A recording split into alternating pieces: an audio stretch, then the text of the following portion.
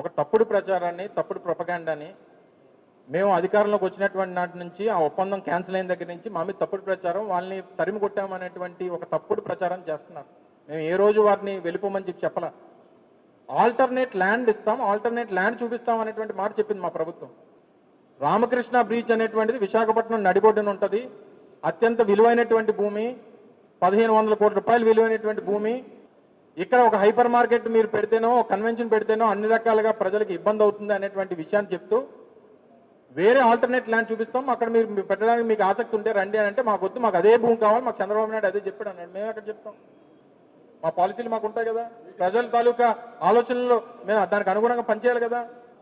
దీంతో పాటు సరే నేను ఎవరి పేర్లు బయటికి తీయను కానీ ఈ 13.5 ఎకరాల్లో 3 ఎకరాలు ఒక ప్రైవేట్ వ్యక్తి దగ్గర నుంచి భూమి తీసుకున్నారు. తెలుసు కదా మీ అందరికీ.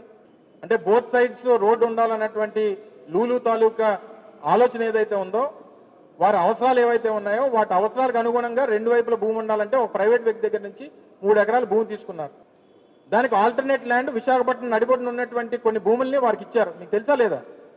హెచ్ఎస్బిసి పక్కన ఉన్నటువంటి స్థలం, లాసన్స్ బేలో ఒక స్థలం, ఎంబీపీలో ఒక స్థలం, సీతమ్మదారులో ఒక స్థలం, ఇలా 7 స్థలాలు. నాకు తెలిసి 7 స్థలాలు వాల్యూ కనీసం అంటే కనీసం 400 కోట్లు ఉంటుంది.